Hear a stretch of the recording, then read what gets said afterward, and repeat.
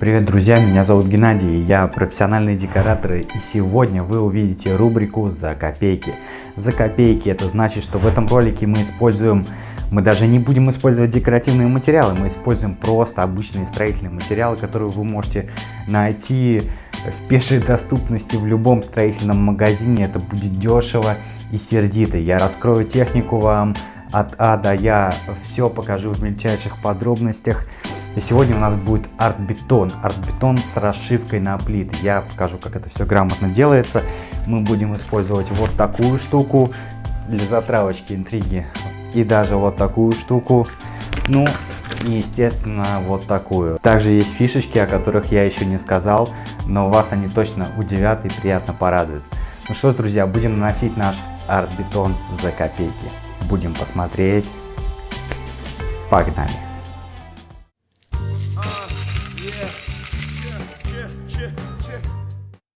Друзья, пару слов по подготовке. Как вы видите с предыдущего мастер-класса, тут у меня недошпаклеванная мармуризата. В общем-то, здесь стена имеет такие достаточно существенные неровности, но эта техника не требует особо качественного выравнивания. Главное, чтобы ваша стена не была пыльная, потому что если стена пыльная, то следует по ней еще предварительно пройтись грунтом глубокого проникновения, обычным праймером. Обеспыливаем, а потом уже делаем то, что я делаю. Но так как у меня пыли здесь абсолютно нету, я сразу же начинаю с адгезионной грунтовки. Все, приступаем к покраске. Для грунтовки я использую ВГТ адгезионная грунтовка. Материал очень бюджетный, это типа аналога бетон-контакта, но на самом деле гораздо лучше по качеству. Я немножко добавил черного колера, чтобы не красить белым по белому. И таким образом светло-серым цветом я прохожусь. Как всегда, в начале я начинаю с примыкания, а потом беру большой валик и уже катаю все полотнами. Ну, не относитесь к этой процедуре как к покраске. Все-таки мы грунтуем. Плешки возможны.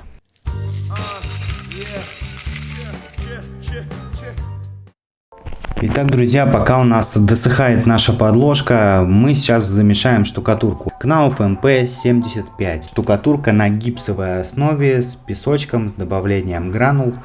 И, как всегда, все песочные смеси, то есть мы сначала заливаем в пустое ведро воды, а потом уже непосредственно в воду мы добавляем сухую смесь и постепенно перемешиваем это все дело миксером, после чего будем наносить. Стоит такой мешок 30 килограмм абсолютно недорого, то сущие копейки, то есть это сухая строительная смесь, понятно, что она недорогая.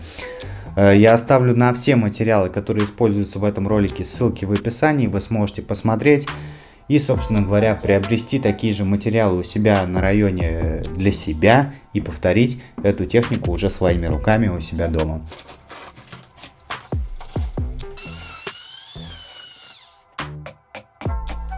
Вот такая консистенция у нас получилась на первый слой. Эта штукатурка имеет определенную толщину зерна, соответственно, под эту толщину зерна мы ее и наносим. Фактически это нанесение на сдир ровным слоем.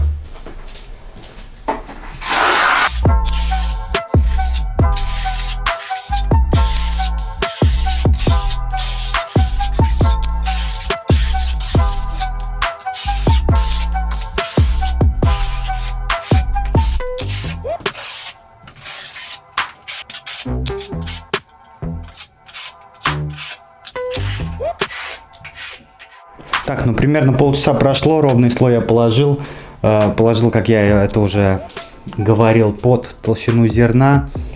Все косяки стены, естественно, сразу же я укрыл без каких-либо проблем, то есть это у нас слой как подготовительный, так и выравнивающий, можно его назвать, после чего у нас уже пойдет самое интересное, когда мы будем задавать фактуру и деление этого всего дела на плиты. Но так как штукатурка это достаточно долго сохнет, нужно минимум дать ей 4 часа, и дальше уже смотрим, если через 4 часа она высыхает, можно продолжать следующий слой. Если нет, то лучше уже оставить до следующего дня, потому что в зависимости от влажности и от температуры у нее высыхание очень сильно разнится. В общем, ждем высыхания, после чего приступаем к следующему слою.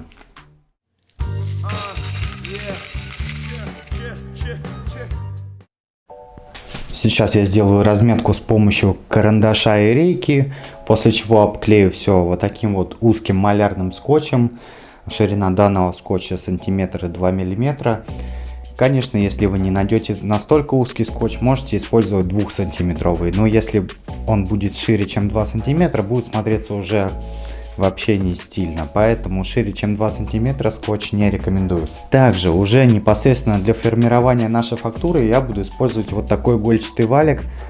Эти валики вообще используются для заливки полов. Ими проходится по наливному покрытию, чтобы не было пузырей.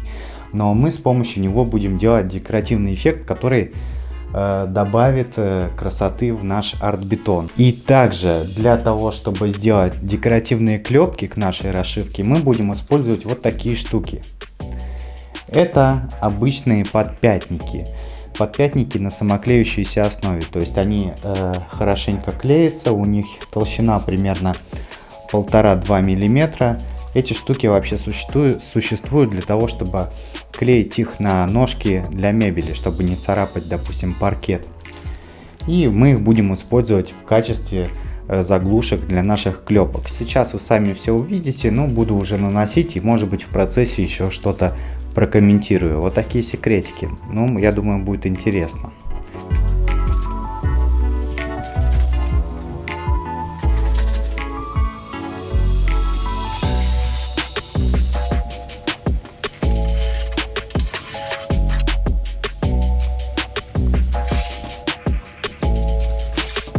Смотрите, ребят, мою стенку, она примерно 7,5 квадратных метров.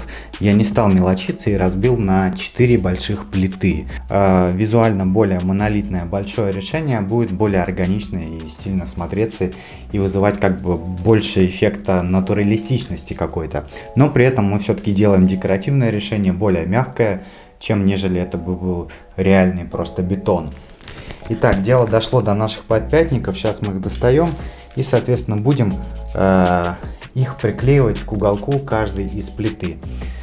Также я обклеил с краю по сантиметру по всему периметру, то есть чтобы каждая плита у нас все-таки была отделена и с краю тоже. То есть наша задача, чтобы вот эти штуки у нас все-таки чуть больше выпирали. Все, клеим наши декоративные клепки.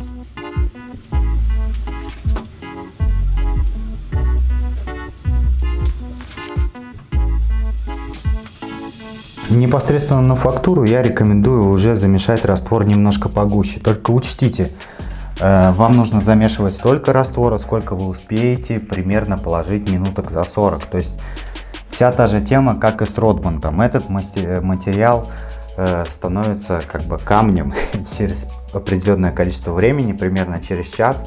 Он уже начинает так твердеть, что с ним уже вообще невозможно работать, поэтому нужно замешивать его просто партиями. Сейчас я буду стараться наносить примерно слой 1,5 миллиметра. Слой этот должен примерно соответствовать нашему выпирающему подпятнику.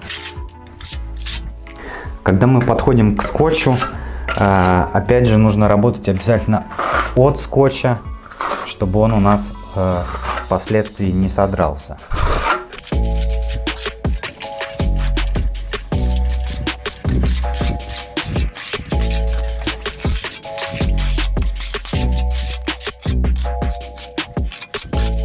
Я стараюсь вначале более-менее ровно все положить, но вот какие-то небольшие такие каверны, их в принципе можно оставлять. В этом нет ничего страшного, это только добавит рельефа.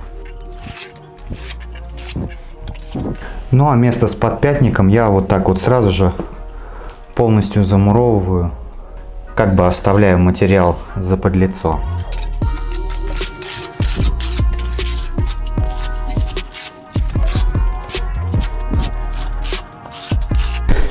Итак, ребят, после того, как мы одну панель положили, сразу же смачиваем его из распылителя. После чего можно проходить это уже игольчатым валиком. Проходить можно не везде, то есть в разные стороны. Стараться крутить рукой тоже, чтобы фактура не повторялась.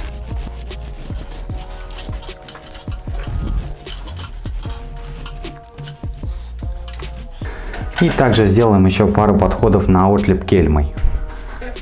Вот так, чтобы она прям прилипала. И потом как бы ее отдираем. Таких мест тоже не нужно сильно много делать. Ну и теперь все это дело аккуратненько кельмой также сглаживаем в разные стороны.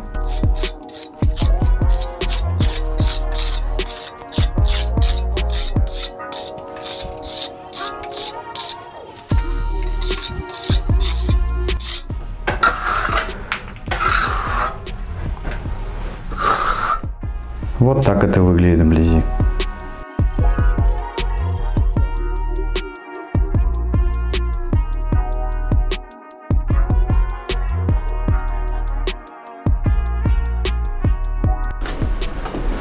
Приступаем к следующей.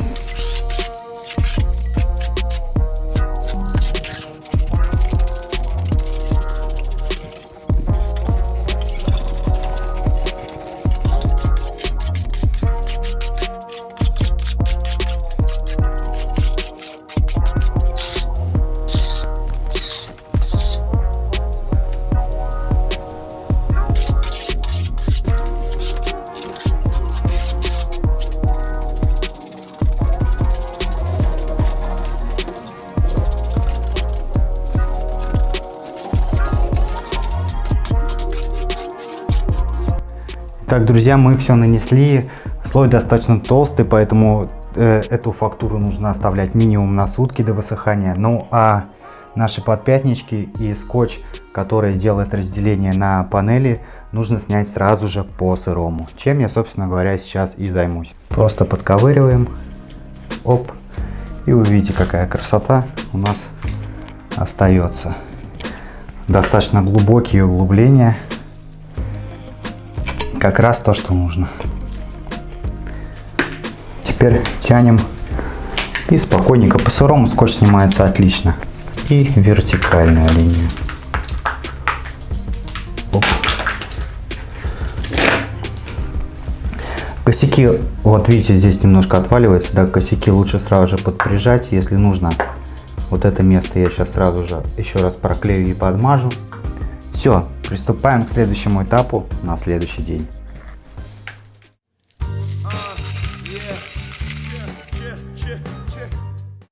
Итак, друзья, вот я снимаю уже на следующий день. Вот так уже выглядят высохшие наши панели. Да, тут присутствует некая неоднородность в цвете, но это не значит то, что штукатурка не досохла, она полностью высохла. Естественно, вот этот толстый слой именно сутки должен просыхать, потому что действительно он долго сохнет. Сейчас мы начнем с того, что я все вот эти швы, все детальки хорошенько обработаю наждачной бумагой. Я использую наждачку номер 120, все лишнее отшкурю, и после чего, перед тем, как мы будем красить и делать лессировку, нам нужно закрепить все грунтовкой глубокого проникновения. Все, шкурим и грунтуем.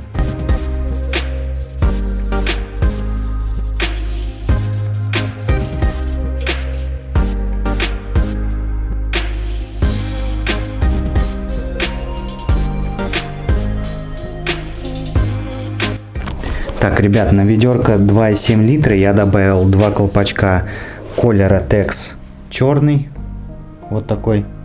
Обычные колера, вы можете найти их в любом строительном, и 2 колпачка Color-Tex охра. То есть благодаря черному колеру у нас он уходит в серый цвет, наша краска, но она немножко такой холодный оттенок приобретает. И чтобы нам сделать теплый оттенок, мы добавили, собственно говоря, 2 колпачка охры, и получился вот такой цвет. Обязательно проверяйте цвет на выкрасе перед тем, как вы наносите на объем. Мне этот цвет нравится, значит мы наносим его на объем. Для покраски нашей фактуры в этот раз я выбрал краску Oasis Interior Plus от Fincolor. Она достаточно распространена. Второе, она моющаяся. И третье, я уже ее проверял, и она в принципе более-менее нормальна для этого ценового сегмента.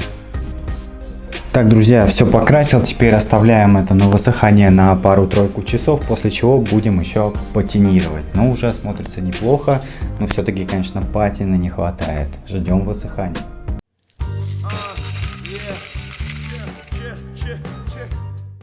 Итак, друзья, сейчас будем делать лессировочку. У нас вот такой лак текуриловский, он тоже абсолютно недорогой. Сейчас мы его заколируем, чтобы сделать патину, так скажем. Ну, давайте тоже отмерим крышечками. На ведерко одну целую крышку я добавляю. Да, получается на ведро 2,7 литра, одна крышка черного колера. Вот такой цвет у нас получается. Вы видите, он как раз на несколько тонов темнее нашей основы. И благодаря этому мы как раз сможем сделать, улучшить глубину и сделать хорошую лессировку. Данную лессировку я решил нанести поролоновой губкой. Это обычная посудомоечная губка. Не спрашивайте почему, просто мне показалось, что это будет гораздо удобнее, чем наносить лессировку кистью. Именно эту лессировку и именно на данное покрытие. Работаю я короткими участками. Очень много раз меня просили: выложи, покажи, Гена, как делается лессировка на объеме. Вот, пожалуйста, практически ничего не вырезал, просто ускорил. Наношу короткими участками, пазлом, расходясь во все стороны. Везде у меня рваный край, обратите на это внимание. Каждый следующий участок я наношу с небольшим нахлестом на предыдущий. Наношу материал поролоновой губкой и излишки сразу же убираю вискозной губкой, так чтобы не оставалось маленьких полосочек. От поролона, кстати, тоже полосочки небольшие остаются, как и от кисти. Вискозой я это все дело убираю. На стенку 7,5 квадратных метров у меня ушло 4 таких губки, но благо они стоят сущие копейки. Кстати, секрет качественной лессировки в том, чтобы покрытие, на которое вы ее наносите, сразу же не впитывало материал, а давало вам возможность поработать и сделать красивую дымку. Ну что, упахался. Давайте теперь посмотрим, что у нас получилось после полного высыхания. Смотрим.